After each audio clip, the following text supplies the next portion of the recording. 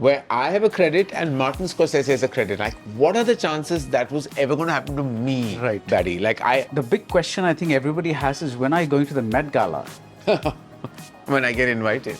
But I'm like, do you feel that people pounce on you for something like Nadanya more than they praise you for something like backing Neeraj Gaiwan's film? Absolutely.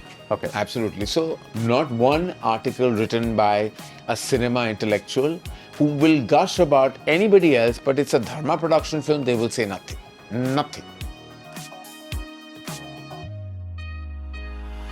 Hello everyone at Galatta Plus. We are at Tori, which is Gori Khan's restaurant that serves Asian food. And for those curious about the name, like me, it means a traditional Japanese gate most commonly found at the entrance of a Shinto shrine. And I thought that's interesting. So did you know that, Karan? No, I didn't. Because that's the guest we have today, and this is probably the place where you meet such people, right? Karan Johar, the celebs. Well, this is Gori's restaurant. It's obvious you're going to meet me here. Okay. Yeah, there's a full synergy there. Like, you know the menu by heart. I don't know the menu by heart, but I know the place by heart because she's done it up beautifully. Karan, we're going to have a chat about a lot of things.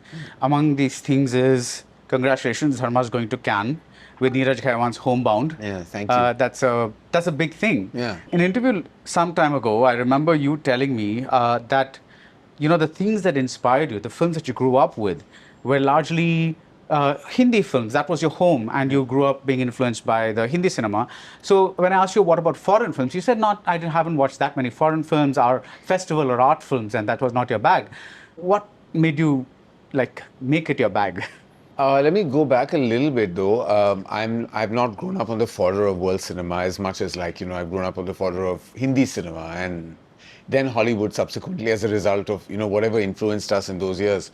But let me tell you an interesting thing. My introduction to film festivals, actually the Indian Film Festival in Delhi at that time, it used to be in Delhi, was with Aditya Chopra. Okay. We used to actually go for the film festival. We've done this a couple of years in a row. At that time it was in Delhi, it moved to Goa a little later. And I used to go there and see there was an initial OG media members like Khalid Muhammad who used to visit and others, who are... Adi used to watch, lesser known fact, used to watch a lot of world cinema. He introduced me to two things. One was world cinema, which I saw a little of, and I began my journey then. And I understood the culture of film festivals, and Mani Ratnam. I remember going to Aurora and to other cinemas to watch all the Mani Sir's films releasing at that time. I've seen, Mona Ragam, and I've seen Nayakarn, and I've seen Tiroda Tiroda, and they weren't even subtitled at that time. We used to watch them in packed homes of excited audiences. So I understood film festivals a little bit around that time. And then actually it was the very first film festival that I actually went to was Cannes. Okay. This was roughly which year? It was 2002, and I'll tell you what happened. It was interesting because at that time, Cannes reached out for Kabhi Khushi Kabhi Gham to do this big gala premiere. They wanted this big Bollywood film. And they came to me around October, November 2001, and Kabhi Khushi was releasing December 2001. So for me to make that Cannes red carpet big shebang would have been delaying my film by 7 months. But they wanted the quintessential Bollywood film at that time. So I unfortunately couldn't delay the film by 7 months to make it to Cannes because it would needed to be a world premiere. And the right film, of course, then was Devdas. So that big burst, if you remember, of Devdas, where, I think Ash made her global entry. Shah Rukh was on that red carpet. Sanjay Bansali's gorgeous looking Devdas. But that year itself, my father actually opened a stall at the Cannes market with Kabhi Khushi Kabhi Gham, and he stood alone.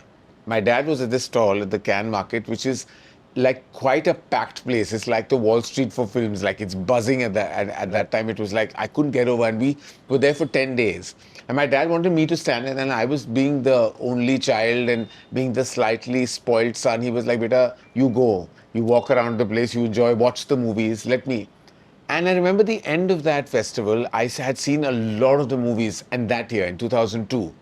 And of course attended the Devdas screening. And These are non-Indian films. Yeah, I saw a lot of the movies that year. And I got soaked into like this, the glamour of crime, because at a distance I saw, the palais and, all the paparazzi and the gorgeous looking people walking the red carpet. And I was like, yeah, like this is something that I never imagined would ever happen in my life, ever. But what was interesting is my father sold Kabhi Khushi Kabhi Gum to Stefan. I forget the name of the company now. To Stefan, gentleman, very kind gentleman called Stefan from Germany, for $5,000 for Europe. He sold Kabhi Khushi Kabhi Gum, and I was like, why, Papa? Like $5,000. He says, क्या पता कुछ ना कुछ शायद हो शायद ना हो, but beta, this is the only sale we made. In that 10-day stall that we had sold Kabhi Khushi Kabhi Gum. He passed away in 2004, but what he didn't see was the impact of what K3G began in Europe, and it went on to kind of do an X amount of, like, it was translated as La Famille Indienne in French. It went on to release, and in fact, Shah Rukh is a massive star in Germany, and all his movies started releasing after that. So in a sense, Kabhi Khushi Kabhi Gum kind of began that journey. My dad didn't even know that one $5,000 sale was going to actually spiral into so much more in Europe vis-a-vis Shah Rukh Khan. And at that point in time, I remember thinking that I'm not sure I'll ever make it here, to this festival, because the cinema that I loved and made, and I knew that at the end of the day, the kind of syntax my cinema has is that I ain't making it to Cannes for something I direct ever. And at that point, I wasn't even an active producer. So, वो ख्याल ज़हन में आया नहीं था कि I would do something like this. It was when I directed, and I purposely directed Bombay Talkies, because I really wanted to be in this elite club of critically loved filmmakers.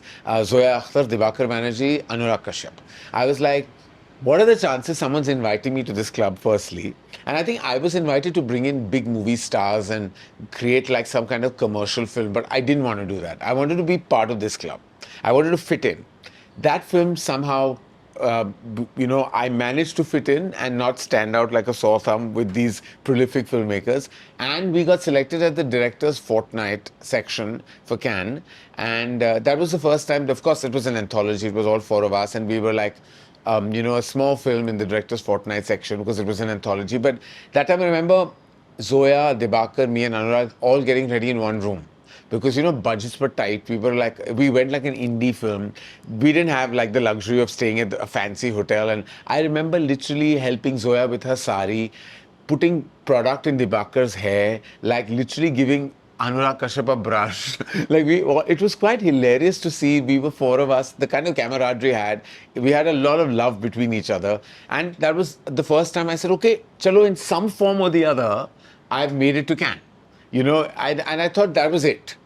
Till Neeraj Ghewan, I met through Somen Mishra, and he produced a short for us in Ajib Dastan called Gili Puchi, which went on to be hugely acclaimed. Neeraj, I love Neeraj, not just as a filmmaker, as a person. Like, he's truly like one of my favorite people to know, because he and I both have similar issues. We both have imposter syndromes, and we both have little dukhi man mere sun mera kehna. We have a hidden Meena Kumari in both of us. So we have this drama queen kind of feeling, and we chat about it all the time. And he had, like you have people at Hello, he had me at Neeraj Ghewan. Like, I was like, anything you do, I want to produce. I just love his mind, his brain. And we're here with Homebound. Nice. Congratulations. And now Martin Scorsese is... Yes, my God. I can't believe I have a film where I have a credit and Martin Scorsese has a credit. Like, what are the chances that was ever going to happen to me, right, Daddy? Like, I really cannot believe. I'm still feeling like it's an out-of-body experience. Like, when I heard his notes and, saw that Martin Scorsese had given us notes, like bona fide notes, like detailed notes from close-up to wides to intrinsic detailing of character graphs and everything on Homebound. He's a proper creative force on the film. And for that I have to thank Milita, who's our co-producer on the film. Milita's a friend. She heads the Marrakesh Film Festival, is an active part of Cannes ever since, like, I can remember. She was a big component in getting Mr. Scorsese on board for us. Right. So Martin Scorsese gave notes for the film, right? And you did Neeraj did some... I want to just put it out there, I have no creative involvement in Homebound. Yeah. Like, all credit of Homebound is Neeraj Ghewan. Yeah. But Martin Scorsese's notes are definitely notes that Neeraj definitely took like a lot from. Yeah. Also, Hi. hi. You want to bring in some food? What do you want to eat, buddy? So I'll have lime water with salt, and I think he'll have an Ozempic milkshake. No? An Ozempic milkshake? No. Maybe Munjaro. That's more happening than Okay. Ozempic. Is it? Yeah, Okay. yeah. So- I have to educate you on fat reduction remedies now. Come on, Thank buddy. you. Yeah, All yeah, right. yeah. I would say have a curry and rice. You know, like not the Thai, something that's not too spicy. Not too spicy. Okay, I'll get Like it. a curry and rice. With Right. chicken in it is okay. Chicken is yeah, okay. yeah. Okay, Thank I'll you. get it. Yeah. And I'll have the grilled asparagus and the... What about the jalapeno cottage cheese? Sure. Yeah? One jalapeno cottage dumpling and one asparagus. Yeah, thank you. Thank you. Thank you. Right. So you've been to Cannes, or you're going to Cannes, but the big question I think everybody has is, when are you going to the Met Gala? When I get invited. But I'm like, what is this? What does it take to get invited? Well, I think there's an entire process. I think it requires Anna Wintour's approval, her nod. And she's the editor of Vogue. She's the editor of Vogue, America, and the most powerful person in the business of fashion. And there is a humongous billion-dollar business of fashion, and she leads the way. She's a visionary. I'm obsessed with her, by the way. I'm also obsessed with the lady who played her. So, in a sense, Meryl Streep in Devil Wears Prada and Anna Wintour as Anna Wintour, I'm obsessed. Like I would have a meal with Anna Wintour, whether or not I make it to the Met or not. And it's strange because there was Diljit and Shah Rukh and Kiara. I don't know for some reason why I kept asked why I am not on the Met. I should take that as a compliment. I think in a sense. Because the thing is, you post so many pictures. You have a stylist. You have a thing. So one of the things I want to ask you is, do you ever step out casually dressed, like you just like, and no diss on having a stylist or whatever it is, but like, is it just ingrained? Like, you just feel like dressing up every time, like you're presenting the best self of yourself? This is all new, Baddy. This has all happened. There was an entire phase, if you forget the coffee with Karan journey, there was a point of time I only wore black suits and went there because I was just hiding all the weight. Then there was a point of time I lost a little and I became like, midlife crisis began when I turned 40. And suddenly I brought in shine, shimmer, sequence, maximalism in my fashion because I really wanted to. So I thought, how do I distract and also like want to be fashionable? So I had to go OTT to hide like all, because like I've discussed it in a recent interview about my body dysmorphia issues, and I was like, how do I distract but yet be fashionable? So I went into this phase of maximalism, and I wanted to like basically wear everything like was out there and overtly fashionable, couture, and like, so I did that, and I enjoyed every bit of it till I realized that my children are now looking at what I'm wearing and judging me for it. And then in the last 2 or 3 years, people may not realize I've gone a little more monochromatic. So it's all to do with my headspace. But I love fashion. Yeah. Unapologetically, unabashedly, I love fashion. It's something that I treat as an art form. Like people love art, or people love like, installations, or they like classical music. I love fashion. I follow it like a hobby. I study it like a hobby. I read about it. I read about like the journey of designers and brands and the evolution of fashion, the trends that are in and out. I follow it like a proper academic fan of like fashion by and large. So obviously a part of that is in my personality and it's in my DNA. And yes, to answer your question, there are many times I come out when I go to office, I'm scruffy and I know like no one's meeting me and the cameras are not on me. Then of course but I'm always well turned out. Like there's always something that I wear that will be like an element of like my wardrobe, which is fashionable, will come into my And being. that's part of you. And like from a very young age, I realized that I don't want to ever hide or pretend or be someone I'm not. Just because I'm a filmmaker, I don't want to play act filmmaker.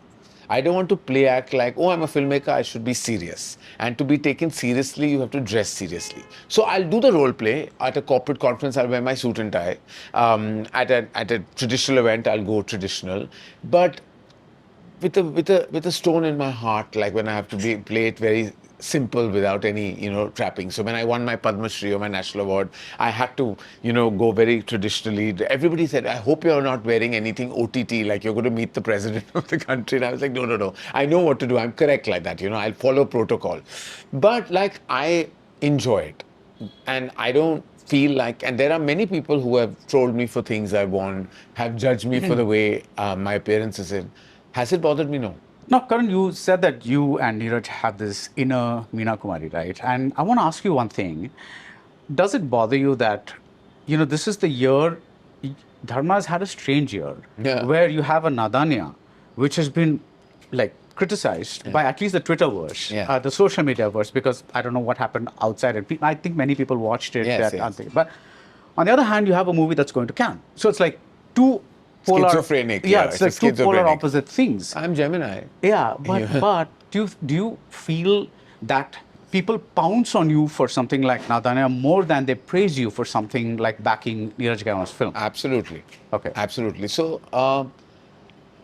this bothers me, and I'm going to say it as it is because I'm like, you're judging me more harshly, in my opinion, for a certain part of my personality trait that you don't want to take seriously because I come across flamboyant or I come across unlike other filmmakers.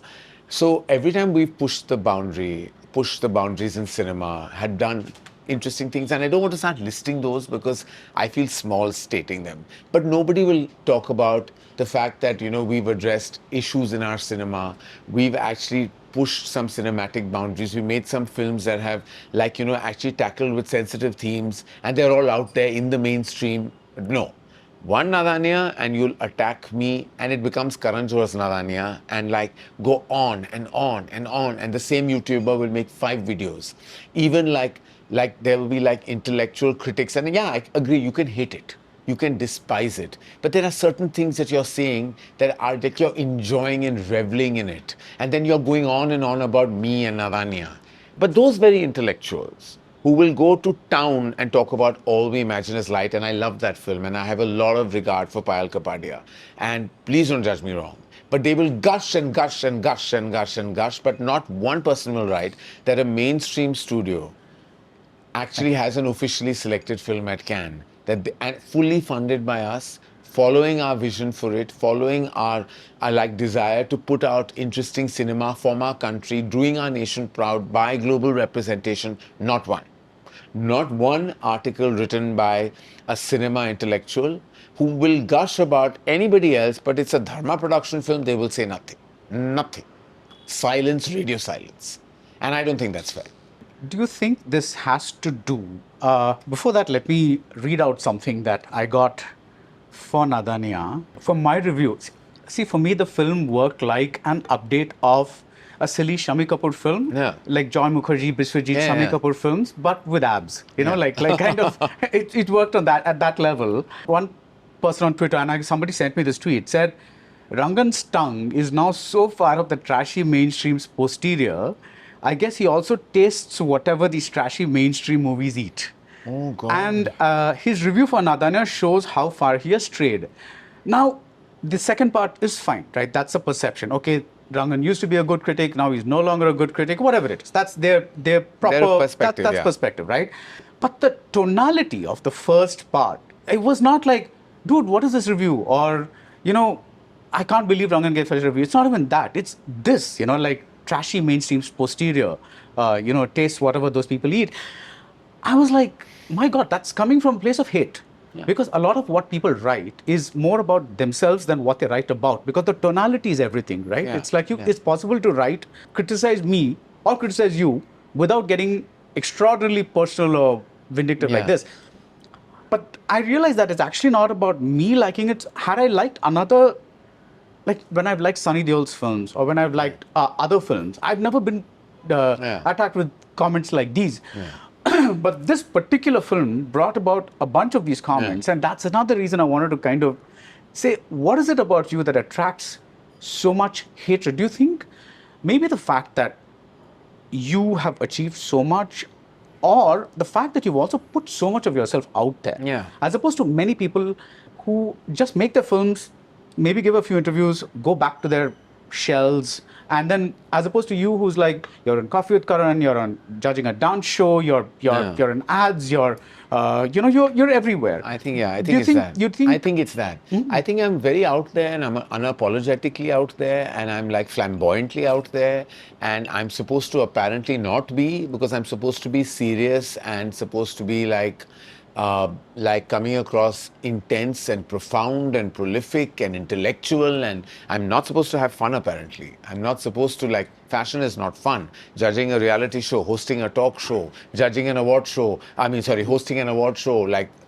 all this apparently filmmakers are not meant to do. I'm coming across like I'm flippant and frivolous and sometimes plain stupid perhaps. I don't know what the perception may be.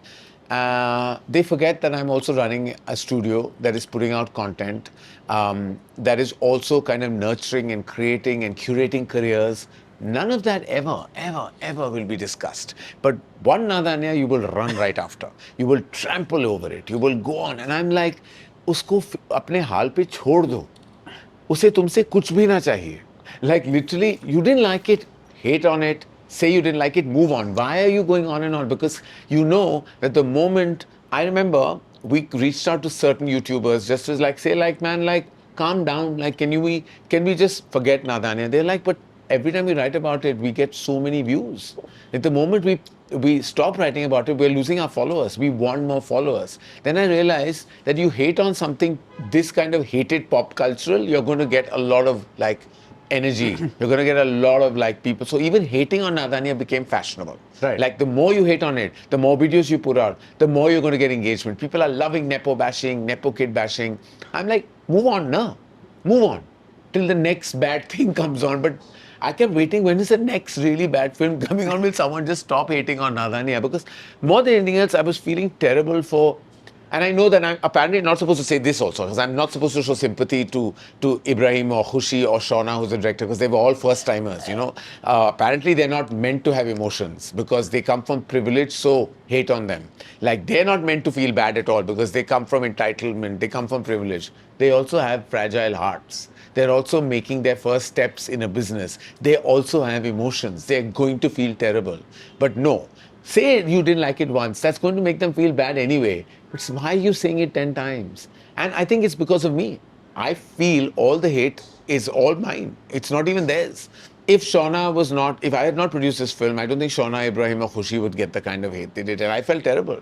And I feel like I have to kind of take accountability of this, that I think it's me. I attract this kind of negativity and hatred. And I'm like, I don't want to play the victim card because I'm not one. Right. I actually somewhere feel very strongly that even this hate is a form of reverence to me only. I feel this hate is coming from some deep-rooted jealousy, anger, envy. That means I've done something right for me to attract these emotions. So I'm like, love and hate, I'm okay with. Indifference, I don't want. But when Netflix says they want a movie with Ibrahim and Khushi and they come to Dharma, Yeah. does one part of your brain says, oh my God, this is one Nepo kid affair. If I do this, then I'm going to get a whole bunch of hate. Let's not do this. But will I stop? And have I? No. I didn't say, because it worked at that time. At that point in time, the film seemed like fun and frivolous fun, and just watch it, forget about it, move on. There are films like Kissing Booth that have done humongous numbers on Netflix. Have you seen that movie? It's not some great piece of art, but it's a full time pass chick flick. And it has its audience. It has its audience. You're going to watch it. Nobody was hating on it after a point. No one gave it some great reviews. It was not well reviewed, but people knew it was targeted to a certain kind of audience. They watched it, liked it, didn't like it, watched it, moved on. We apparently can't. But will I stop? No. I'm making a film with a series of Student of the Year with Shania. So I'm going to do what I need to do. I'm not going to get bogged down by what people are saying. I never have and I never will. But that's part of the narrative, Karan. It's like, why are you promoting, or why is Dharma's talent agency apparently filled only with star kids? But that's not true. Please come and look at our roster. 80% are not star kids. But are you saying it you yourself or not don't know this?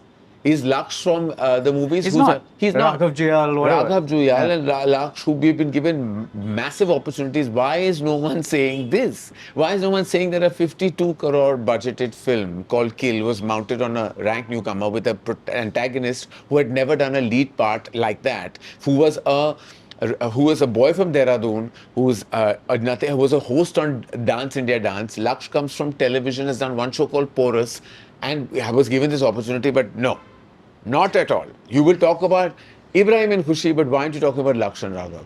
Talk about them, no? Why aren't you talking about them? That's double the budget of Nadanya. Right. That's more a risk of Nadanya. Nadanya was protected by Netflix. This was all Dharma. No. Not one person. You will not talk about Cannes. You will not talk about Kill. Kill went to Toronto. Toronto, yeah. Kill went to Toronto, won an audience award at the Midnight Madness section. Are you talking about that?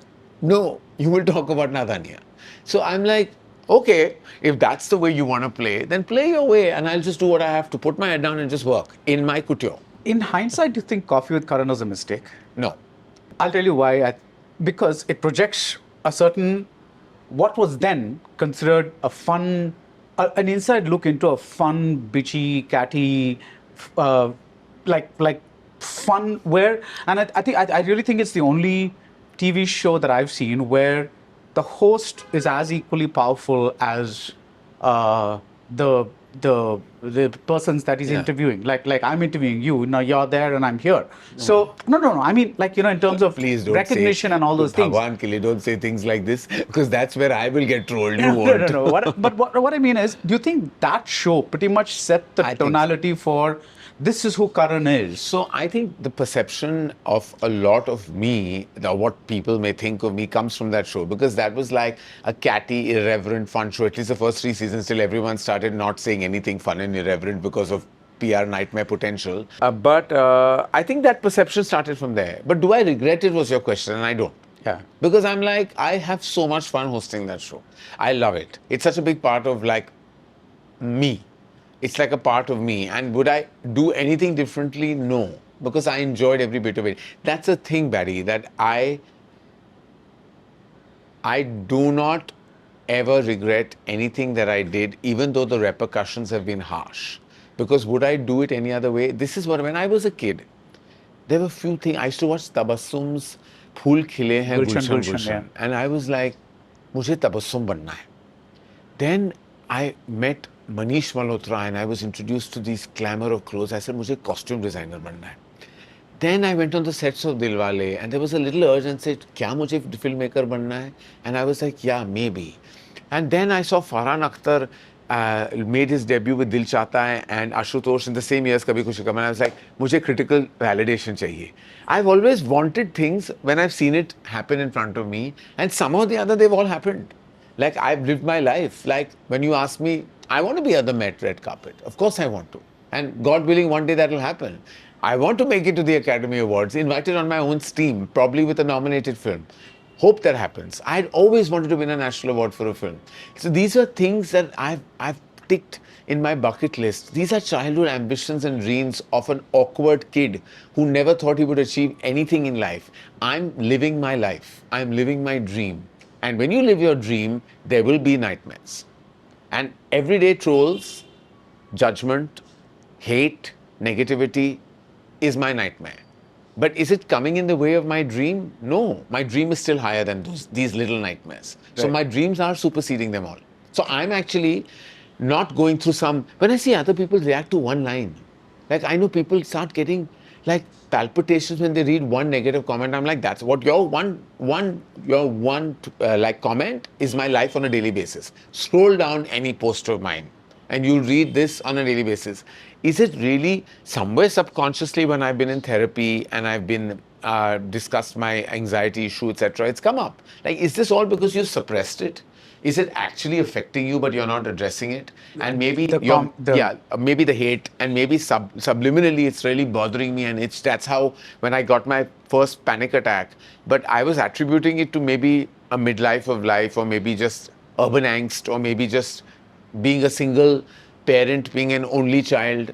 It's a double whammy I live with, right? I live with my mom and I don't have a sibling, and I'm a single parent to my twins, and I'm like, maybe my anxieties are, but maybe it's also the suppressing the hate, that I'm actually pretending like I'm really strong and brave and facing the world. But maybe all this has had some kind of an effect, which I'm not sure of, because I can't really, because when I speak to my therapist and she's asked me this question, like, maybe you're not actually acknowledging that the hate is getting to you, and that actually it's actually bothering you to an extent that it's affecting your mental health. And maybe it is, I don't know.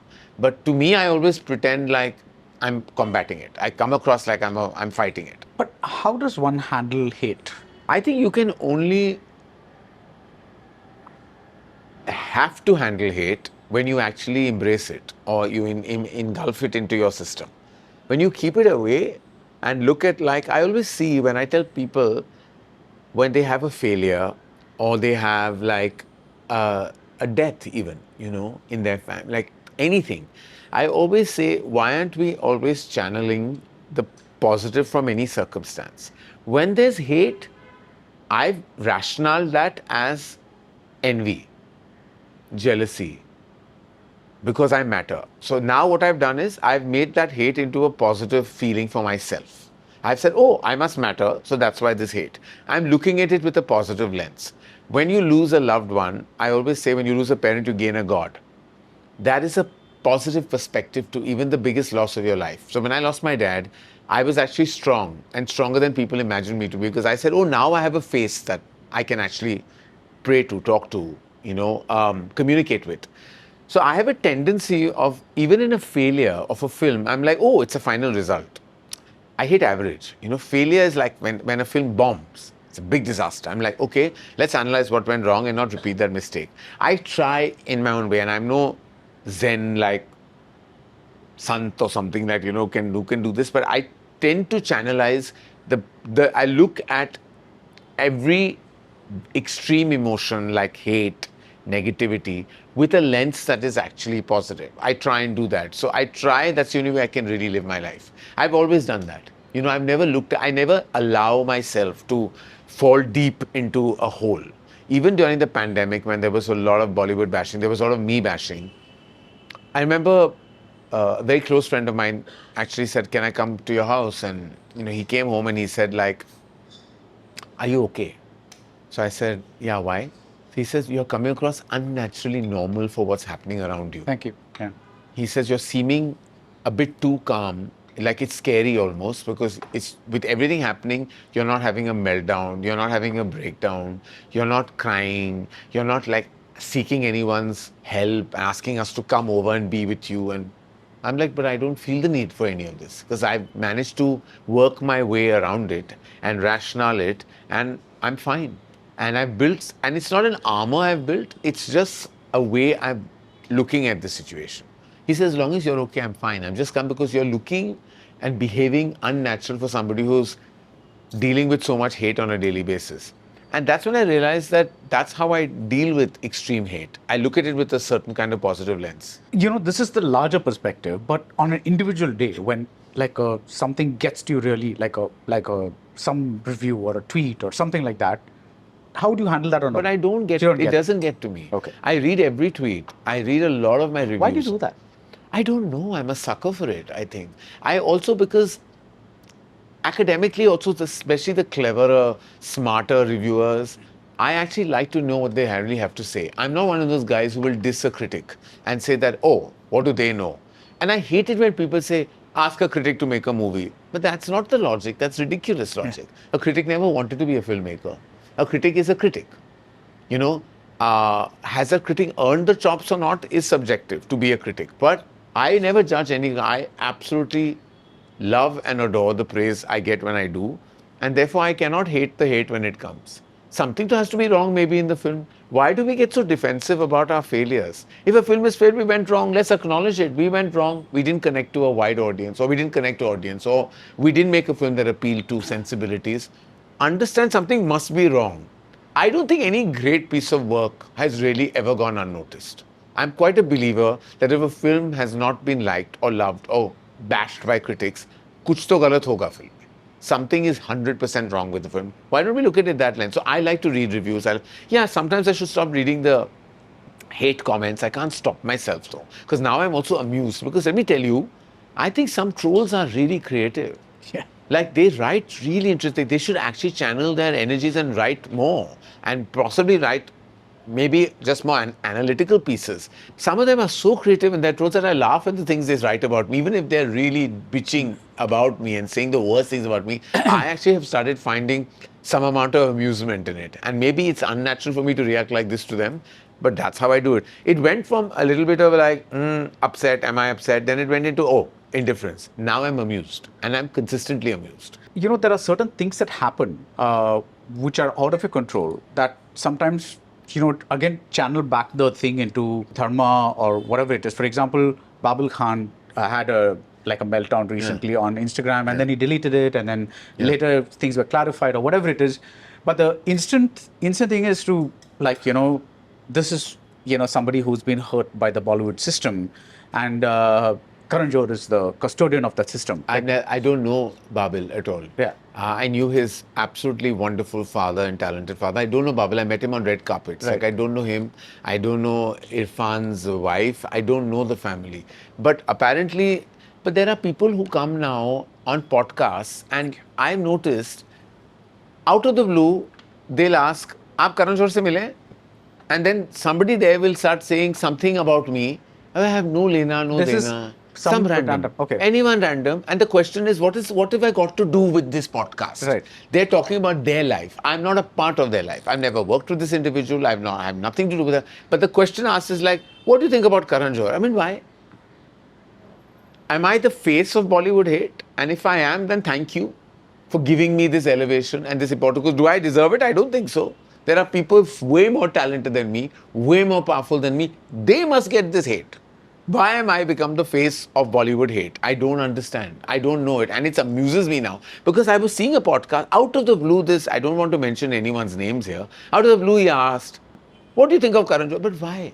Where is this question got any relevance to your interview? But that person also had an opinion. No, and I don't want to meet him. I'm like, I don't know this you. is a random podcast. Random podcast, random question, random answer. None of it has any relevance with my life. I don't know anyone. I felt as bad as people did as a parent when I saw Babil's meltdown.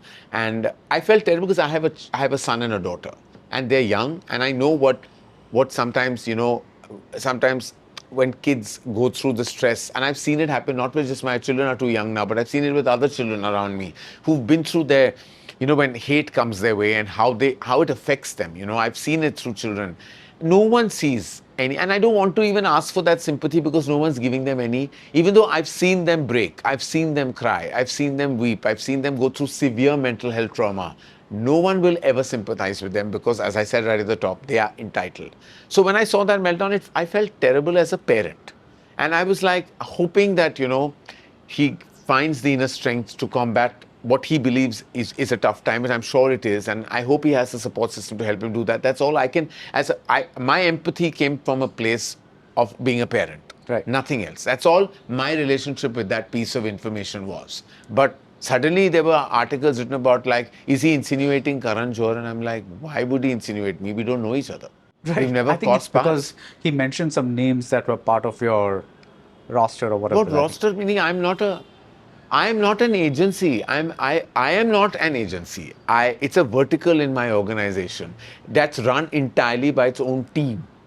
And there are enough outsiders there, in fact, more than there are insiders. But no one is looking at that roster by and large. No, but Karan, that's the thing, right? It's like, this is about perception and optics are If two you different see a things. show called Call Me Bay, and I'll give you the breakdown, okay?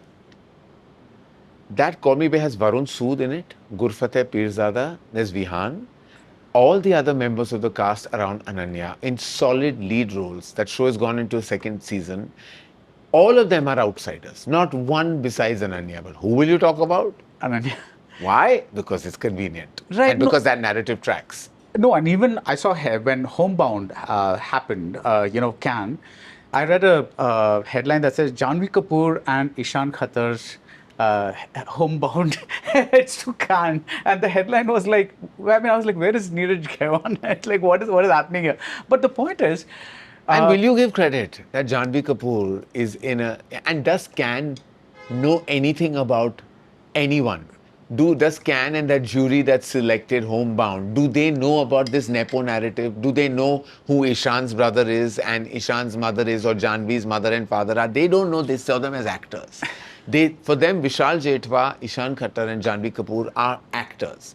No one gave them this Nepo narrative. You think that jury sitting at Cannes, which is possibly the most prolific jury of world cinema, know any of this? And they've selected this film because they must have loved these performances. Why else would you select a film? Because obviously the performances are strong. But that credit ain't coming their way. Because it is Ishan Khattar and Janhvi Kapoor, because our Nepo kids, what nonsense. Neeraj Khaiwan is a alumni of Cannes. He's done phenomenally well with Masan. Talk about him. He's the one who's twice made it. Talk about him. He deserves the only person to be talked about at this point of time in Neeraj Khaiwan. but part of this narrative is also fueled by the people inside the industry, right? Because, for example, there is this narrative that the reason Alia has gotten forward is because, you've pushed her every step of the way. And I'm like, those kinds of things also kind of, make their way into the public discourse. Yes, and what can I say? What do I say? Have you seen Highway? Have you seen Urta Punjab? Have you seen Razi? Have you seen Gangubai? Have you seen Rocky Rani? Have you seen Kapoor and Sons? Just see her movies. If that doesn't answer your question about why Alia Bhatt is where Alia Bhatt is, then you're plain stupid. Then there's no answer for that. What can I? Her film, the proof lies in the pudding. Her pudding is the most scrumptious pudding you will find in the repertoire of actors. If you are still calling her a Nepo kid, then you've got to be the most idiotic person on this planet. And no one can help you. Can I have a Diet Coke, please? So Diet Coke's okay? Yeah. Diet Coke Zero, Diet Coke is Isn't not Coke- okay. isn't like- It's not okay. It's bad for your stomach or something? It's not okay. I put out there, it's not okay, but it's a habit I can't stop. Nice. I was developing an action film and I was writing this volatile hero-villain film. That's what you said the last time. Didn't land for me. Because the moment I sat with the action teams, I checked out. Today, if you went to some film friend's house and saw somebody there that looks like a talented possibility, you would have no hesitation. Not at all. It's happened. Okay. We were. No, I mean, even with today's narrative, I'm saying. Yes, Yeah. absolutely. Yeah. While the South never ever veered away from their cinema. They always maintained the Tamil cinema, Telugu cinema, maintained that syntax. All the big filmmakers today grew up on the fodder of that high-speed introduction, of that mass energy, that in-your-face, over-the-top, but brilliant mainstream energy. Our guys and girls have it.